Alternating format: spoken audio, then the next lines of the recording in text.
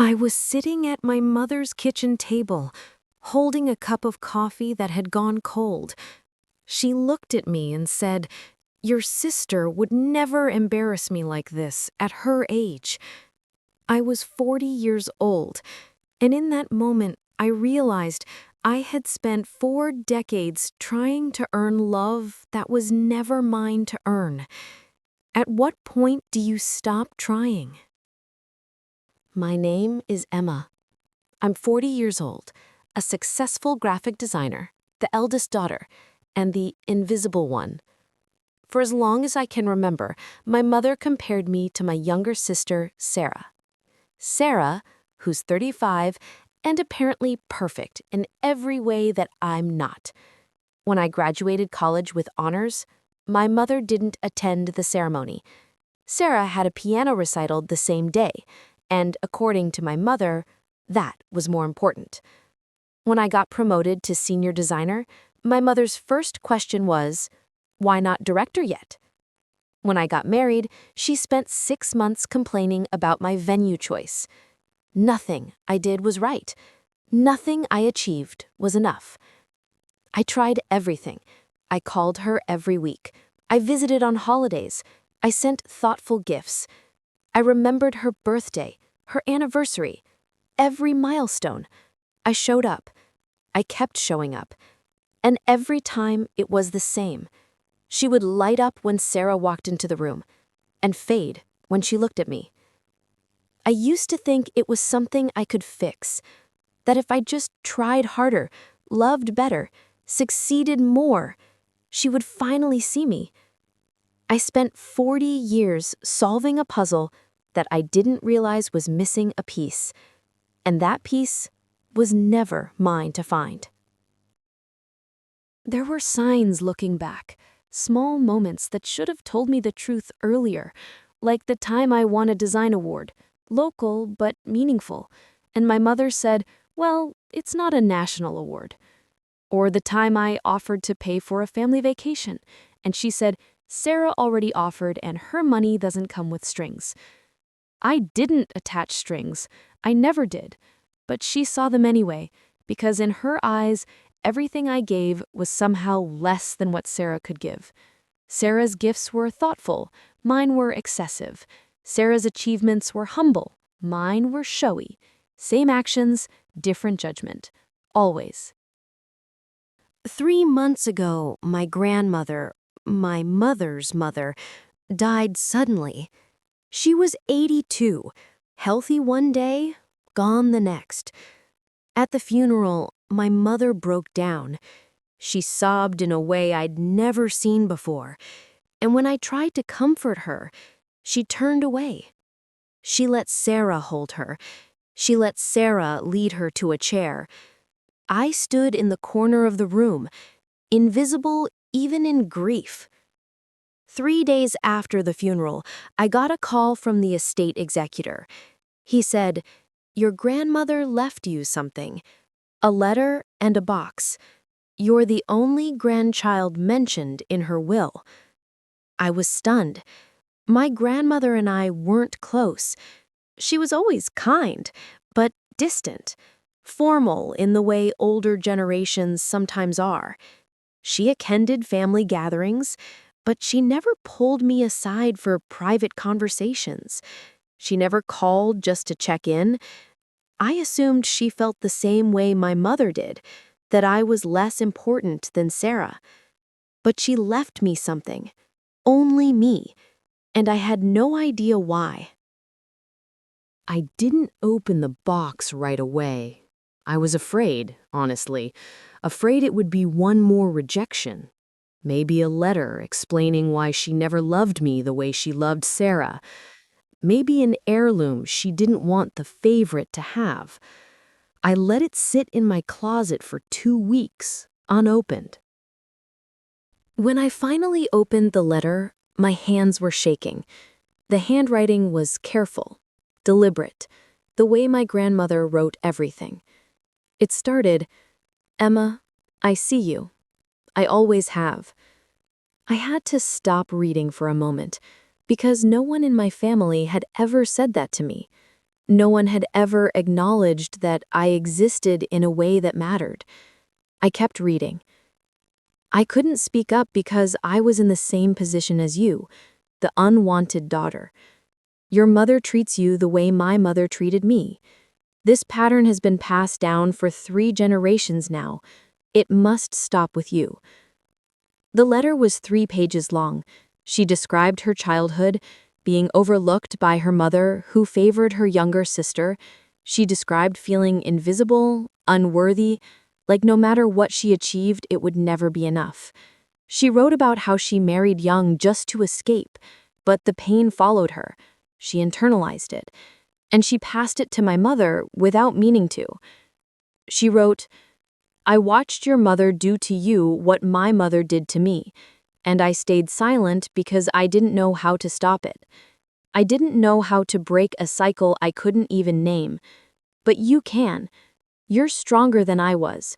You're aware in a way I never was. You can choose differently." And at the end, she wrote, "In the box, you'll find my journals. 50 years of them. Read them if you need proof. Read them if you need to understand.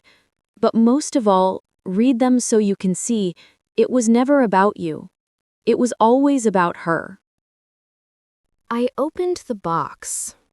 Inside were journals, small leather-bound books stacked neatly, labeled by year: 1973, 1981, 1994, 2008. She had documented her entire adult life. I didn't know what to feel. Relief, maybe, that someone finally saw me? Anger that she saw me but never said anything? Grief. For her, for my mother, for myself? Mostly, I felt numb. Because if this pattern had been repeating for 3 generations, then what did that mean for me? Was I doomed to repeat it too? Would I hurt my children the way my mother hurt me? The way her mother hurt her? That thought terrified me more than anything else, because I didn't want to be part of this chain. I didn't want to carry this forward. But I didn't know how to stop something that felt so deeply woven into who I was. I read that letter 10 times, 20 times. I looked for holes in the logic, for reasons to dismiss it. Because if my mother couldn't love me because she was never loved, then I had wasted 40 years chasing something that could never exist. And that hurt more than being rejected. I started reading the journals, slowly at first, just a few pages at a time. My grandmother's voice was different on paper, vulnerable, raw. She wrote about her childhood in careful detail, her mother's coldness, the way her younger sister was praised for breathing while she was criticized for existing. She wrote, "Today I brought home straight A's from school. Mother looked at the report card and said, 'Your sister got straight A's last year and didn't brag about it.' I wasn't bragging. I was hoping she'd be proud." That entry was from 1968. My grandmother was 16 years old, the same age I was when my mother said something almost identical to me. I kept reading, entry after entry, year after year, the same pattern. My grandmother trying, her mother rejecting. My grandmother believing she was the problem. I saw her marry at 21. I saw her have my mother at 23, and I saw the cycle continue. She wrote about my mother as a child. "I tried to love her the way I wanted to be loved, but sometimes I look at her and feel nothing. I'm ashamed of that. I don't know how to fix it." She documented birthdays she forgot, school events she missed, moments where she favored my aunt, my mother's younger sister, without meaning to. She knew she was repeating the pattern, but she didn't know how to stop. And then I found the entries about me. The first one was from the day I was born. Emma arrived today, 7 pounds, 4 ounces. Mother's name seems happy, but I see something in her eyes when she holds the baby, something distant. I recognize it. I hope I'm wrong. She wasn't wrong. My grandmother had been watching this pattern play out my entire life, and she stayed silent. Not because she didn't care, but because she didn't know how to speak up against something she herself had participated in. There were other entries, small observations that no one else noticed, like the time I was 12 and my mother forgot to pick me up from school. My grandmother wrote, "I saw Emma waiting on the curb for 2 hours. I wanted to say something, but what could I say? I did the same to Mother's name when she was young." Or the time I graduated high school, and my grandmother gave me $500 in cash with a note that said, "For your future." I thought it was just a generous gift, but in her journal, she wrote, "I gave Emma money because I can't give her what she really needs, a mother who sees her. This is all I can do." And the entry from my wedding day, Emma looked beautiful. Mother's name complained about the venue all morning. I wanted to tell Emma, "Your mother is incapable of joy for you because she was never given permission to feel joy for herself." But I stayed quiet, like I always do. I cried reading those entries, not from sadness, from recognition. My grandmother saw everything. She understood everything. And she carried that knowledge alone because she didn't know how to break the cycle she was still trapped in. But she did break it, in her own way, by leaving me the journals, by writing that letter, by giving me the proof I needed to stop blaming myself. She couldn't stop the pattern in her lifetime, but she gave me the tools to stop it in mine. I started to feel something shift inside me. It wasn't forgiveness yet. I wasn't ready for that. But it was understanding. My mother rejected me because she was rejected. She couldn't give what she never received. Pain doesn't excuse behavior, but understanding it gives you freedom. I could see my mother differently now, not as a villain, but as another link in a chain that no one taught her how to break. But seeing her differently didn't mean I had healed. It didn't mean the hurt was gone. It just meant I finally understood where the hurt came from, and that was the first step. I spent 2 weeks reading every journal. 50 years of pain, carefully documented. By the time I finished, I knew more about my mother's childhood than she probably remembered herself. I knew about the time her mother forgot her 10th birthday, the time she won a spelling bee and her mother said, "Your sister won last year without needing extra practice." The time she asked for a hug and her mother said, "Don't be so needy." My mother grew up exactly the way I did, invisible, unworthy, always second. And she learned to survive by believing she deserved it. She internalized that rejection so deeply that when she became a mother herself, she didn't know any other way to be. I realized something then. I could stay angry at her forever. Or I could try to break the silence that kept this pattern alive. Not to fix her, I couldn't do that. Not to get an apology, I knew I'd never receive one. But to break the silence, to stop pretending everything was fine, to name what was happening out loud. So I called her. I said, "I need to talk to you. It's important." She sighed, that familiar, exhausted sigh, but she agreed. I drove to her house the next day. Sarah was there too. She often was. I sat down at the dining room table, the same table where I'd felt invisible 1,000 times before. My mother poured coffee. Sarah looked confused but curious. I pulled out my grandmother's letter and set it on the table. I said, I read Grandma's journals. All of them. I know what happened to you when you were a child. My mother's face changed. Not softened, hardened. She said, "That's the past. Why would you bring that up?" I said, "Because it's not the past. It's still happening. You treat me the way your mother treated you." The room went silent. Sarah stared at me, then at my mother. My mother stood up, her chair scraping against the floor.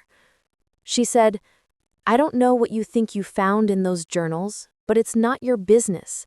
My relationship with my mother was my own." I stayed calm. I said, "You're right. Your relationship with her was your own, but your relationship with me is mine too. And I've spent 40 years trying to earn something you can't give because you never learned how." She turned toward the door. She said, "I don't have to listen to this." I said, "You don't, but I needed to say it.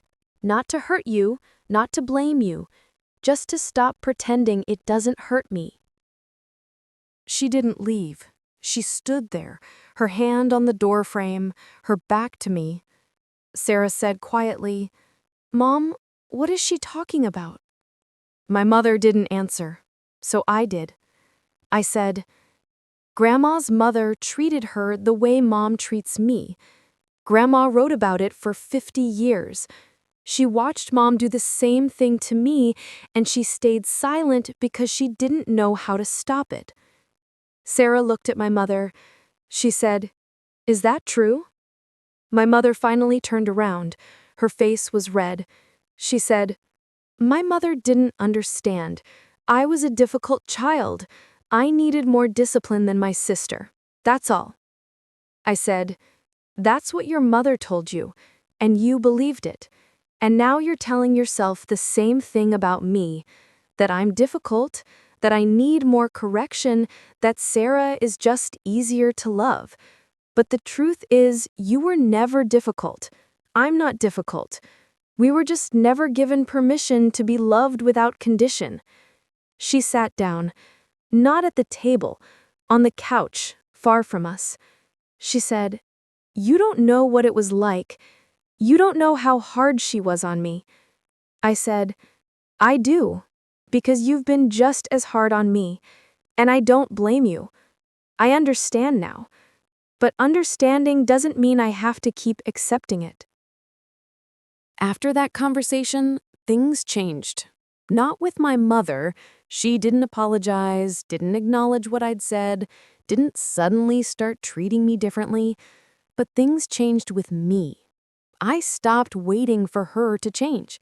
I started changing myself. I set boundaries, real ones. For the first time in my life, I said no without explaining why. I stopped going to family dinners where I'd be ignored. I stopped calling every week to check in, only to have the conversation redirected to Sarah within minutes. I stopped sending thoughtful gifts that were never acknowledged. I stopped performing love that wasn't returned.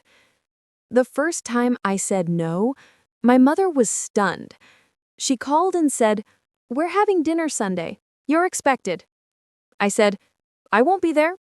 She said, "What do you mean?" I said, "I mean I'm not coming. I need space right now." She said, "Space from what? We're family." I said, "That's why I need space." And I hung up. It felt terrifying and liberating, like stepping off a cliff and realizing you could fly. My mother escalated. She started calling multiple times a day, leaving voicemails that ranged from confused to angry. "I don't understand what I did wrong. You're abandoning me. After everything I've done for you?" She recruited Sarah to call me. Sarah said, "Mom's heartbroken. She doesn't understand why you're doing this. Can't you just apologize and move on?" I said, "Apologize for what? For reading Grandma's truth? For asking Mom to acknowledge what happened?"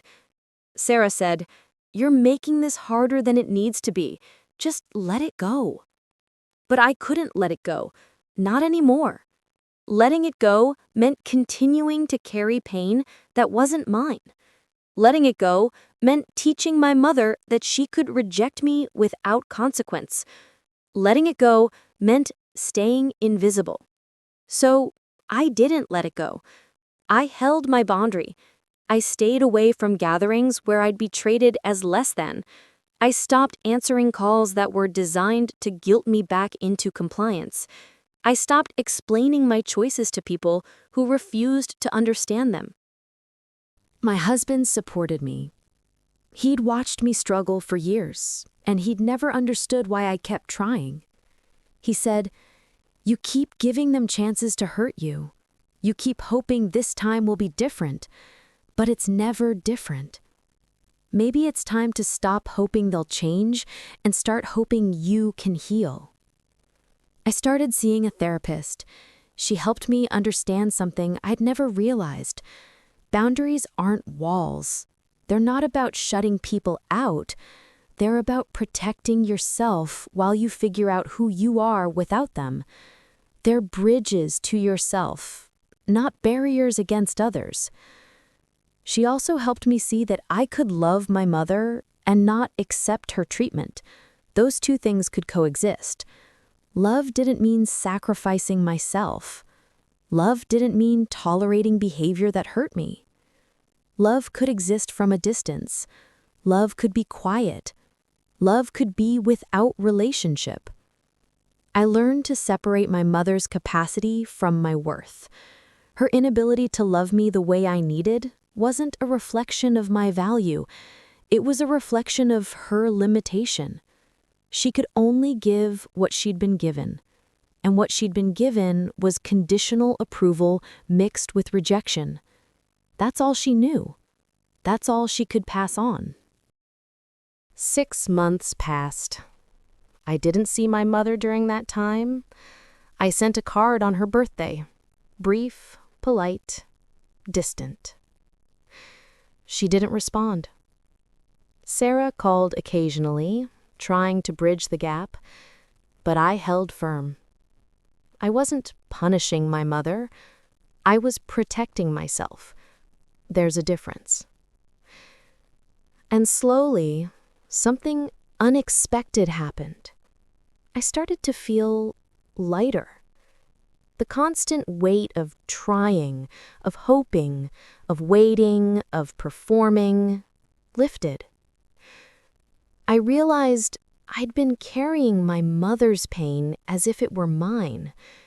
I'd been trying to fix her trauma by being perfect enough to heal it. But trauma doesn't work that way. You can't heal someone else's wound by cutting yourself open. I stopped checking my phone for missed calls. I stopped rehearsing conversations in my head where she'd finally apologize.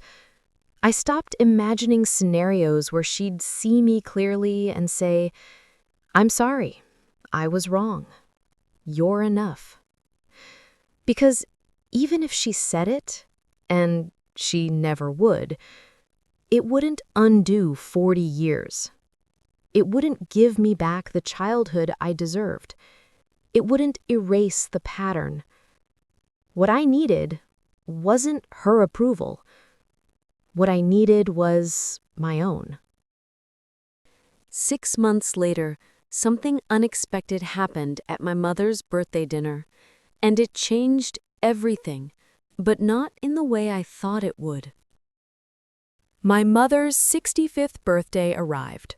I didn't plan to attend, but Sarah called the week before and said, "Please come, just this once. She won't say it, but she misses you." I didn't believe that, but I went anyway, not for my mother, but for Sarah, and maybe for myself, to see if I could be in that space without needing anything from it. I set one condition.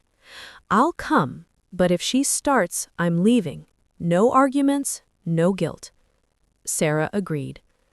I drove to my mother's house on her birthday, a small gift in hand, nothing extravagant, nothing meaningful, just polite acknowledgement. When I walked in, my mother barely looked at me. She hugged Sarah, she complimented Sarah's dress, she asked Sarah about her week. I stood in the doorway holding my gift, and I felt nothing. Not hurt, not anger, just observation. I sat through dinner. My mother directed most of her conversation towards Sarah. She asked me once about work, a perfunctory question she didn't wait to hear the answer to. Sarah tried to include me, bless her, but the dynamic was what it had always been, and I was okay with that. Halfway through the meal, my mother mentioned selling my grandmother's house. I said, I'd like to help sort through her things, if that's okay. My mother paused. She looked at me, really looked at me, for the first time all night. She said, "All right." That was it. No warmth, no acknowledgement, but also no rejection. Just, all right. It was the first neutral interaction we'd had in 40 years. I drove home that night and I sat in my car in the driveway for a long time. I thought, this is it. This is what healing looks like. Not reconciliation, not apology, not her finally seeing me the way I wanted to be seen. Just neutrality, just the absence of pain. I didn't need her to change anymore. I'd already changed. I'd stopped waiting for approval. I'd stopped measuring my worth by her ability to give it. I'd stopped carrying the weight of her unhealed trauma as if it were mine to carry. I realized I couldn't control whether my mother healed. I couldn't control whether she ever acknowledged the pattern. I couldn't control whether she treated me differently. But I could control whether I kept showing up to be hurt. I could control whether I let her rejection define me. I could control whether I passed this pain forward. And I chose not to. I chose to stop the cycle with me. Not by hating her, not by cutting her off completely, but by refusing to participate in a dynamic that required me to be invisible. That was my freedom. That was my healing. Not waiting for her permission to be enough, but giving myself permission instead. That night, I opened my grandmother's last journal entry, the one she wrote a week before she died, and what I read changed everything. The last journal entry my grandmother wrote was dated 1 week before she died. The handwriting was shakier than in earlier entries, but still deliberate, still careful. It was short, just 1 page, but it held everything. She wrote, "Emma, if you're reading this, I'm gone. I want you to know something I should have told you while I was alive, but I didn't have the courage. I spent my entire life chasing my mother's love. I married young to escape her rejection. I had children, hoping they would fill the emptiness she left. But trauma doesn't work that way. You can't fill a wound with more people. You can only heal it by acknowledging it exists. I couldn't break the cycle with your mother. I tried, in small ways, the gifts, the quiet acknowledgments, but I never spoke up. I never told her what her mother did to her. I never told her what she was doing to you. I stayed silent because I was afraid she'd reject me the way her mother rejected me, afraid I'd lose the little connection we had. But silence doesn't protect anyone. It just passes pain forward. And I see now that my silence hurt you as much as my mother's rejection hurt me. I'm sorry for that. I want you to know, you don't owe anyone your peace. Not me, not your mother, not even your children if you choose to have them. Your only job, the only job that matters, is to learn what love should have looked like and give it to yourself first. Stop watering dead plants, Emma. Grow your own garden. You are enough. You have always been enough. And if no one in this family could see that, the problem was never you. It was us. I read that letter 3 times, and then I cried. Not from pain, from relief. Because my grandmother understood. She saw what I'd spent 40 years trying to see, that it was never about me, that I was never the problem, that I was always enough. And she gave me permission to stop trying to earn love from people who couldn't give it, permission to stop carrying their trauma as if it were mine, permission to stop watering dead plants and grow my own garden instead. The next morning, I went to a garden center. I bought a rose bush, my grandmother's favorite flower. I planted it in my backyard in a spot where the morning sun would hit it directly. I named it First Bloom, not because it was my first plant, but because it was the first thing I grew just for me. Not to prove anything, not to earn anything, just because I wanted to. And as I patted the soil around the roots, I felt something I hadn't felt in 40 years. Peace. Not because my mother had changed, not because I'd gotten closure or apology or acknowledgement, but because I'd stopped waiting for those things. I'd stopped needing them to move forward. My healing didn't depend on her anymore. It depended on me, and I chose to heal. It's been 18 months since my grandmother died, 18 months since I read her journals, 18 months since I set boundaries and started growing my own garden. My relationship with my mother hasn't changed much. We're polite, distant. She still favors Sarah. She still forgets my birthday sometimes. She still doesn't ask about my life in any meaningful way. But I don't need her to change anymore. Because I've changed. I no longer measure my worth by her ability to see it. I no longer wait for approval that will never come. I no longer carry her pain as if it's mine to heal. I have compassion for her now, real compassion, not the kind that excuses behavior, but the kind that understands where behavior comes from. My mother's inability to love me wasn't cruelty. It was limitation. She could only give what she was given, and what she was given was conditional approval mixed with rejection and silence. She did the best she could with the tools she had, and her tools were broken, passed down from her mother, who received them broken from her mother. 3 generations of women who didn't know how to heal, so they passed their wounds forward instead. I don't blame her anymore. I understand that her rejection of me was never about me. It was about her unhealed relationship with her own mother. She looked at me and saw herself, the unwanted daughter, the disappointment, and she couldn't bear to look at that reflection, so she looked away. And I spent 40 years believing that was my fault. But it wasn't. It never was. Understanding this doesn't erase the pain. It doesn't give me back the childhood I deserved. It doesn't undo 40 years of feeling invisible. But it does something more important. It frees me from believing I caused it. It frees me from believing I can fix it. It frees me from the weight of carrying someone else's unhealed trauma.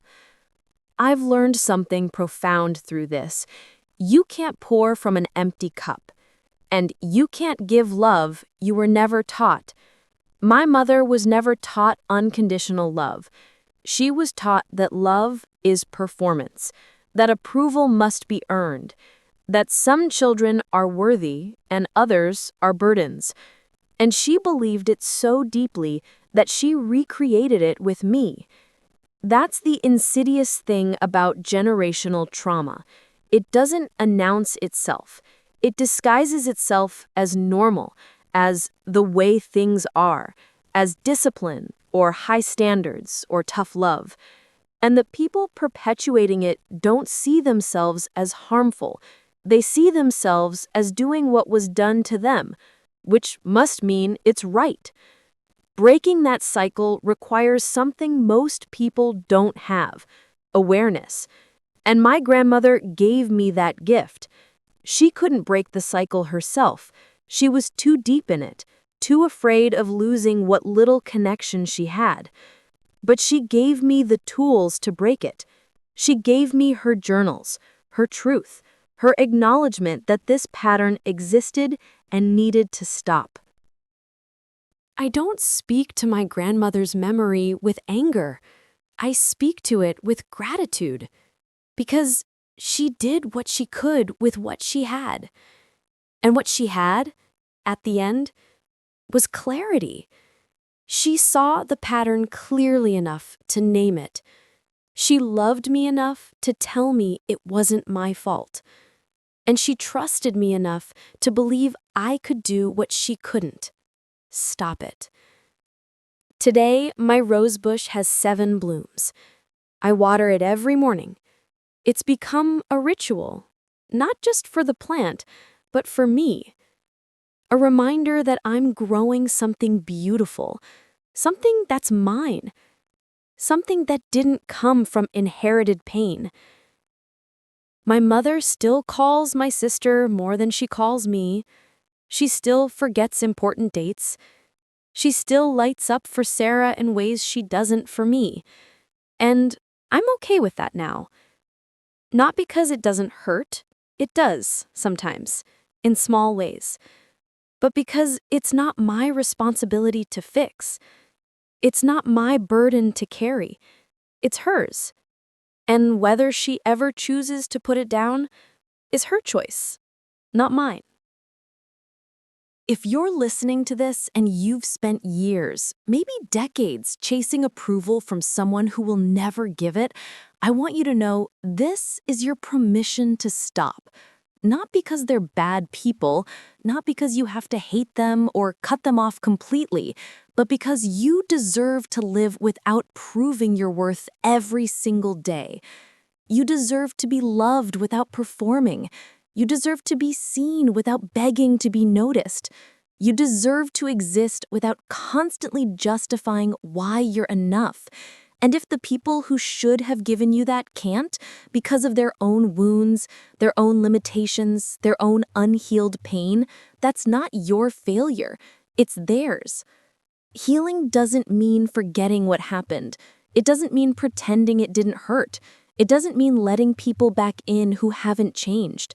Healing means choosing not to carry their pain as your destiny. It means refusing to believe that their inability to love you correctly says anything about your worth. You are not the unwanted daughter. You are not the disappointment. You are not too much or not enough or too sensitive or too dramatic.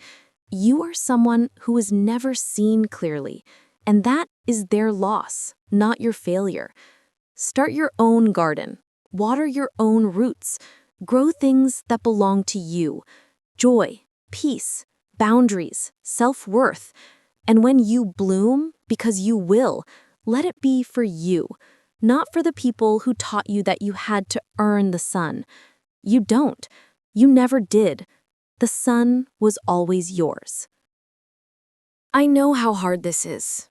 I know how much it hurts to accept that the person who should have loved you couldn't. I know the grief that comes with realizing you can't fix them, can't change them, can't make them see you the way you needed to be seen. But I also know this: there is freedom on the other side of acceptance. There is peace in letting go. Not of love, but of the need for them to change before you can heal. You can heal without their apology. You can heal without their acknowledgement. You can heal without their permission. Because healing isn't about them. It's about you. It's about choosing yourself the way they should have chosen you. It's about giving yourself the unconditional love you deserved from them. It's about becoming the person who sees you, finally, clearly, completely. You are enough. You have always been enough. And if you're still learning to believe that, I'm here to remind you until you do. Today, I woke up early. I made coffee. Hot this time, not cold. I went outside to my garden. My rose bush is thriving now. 7 blooms in full color. Deep red, soft at the edges, strong at the center.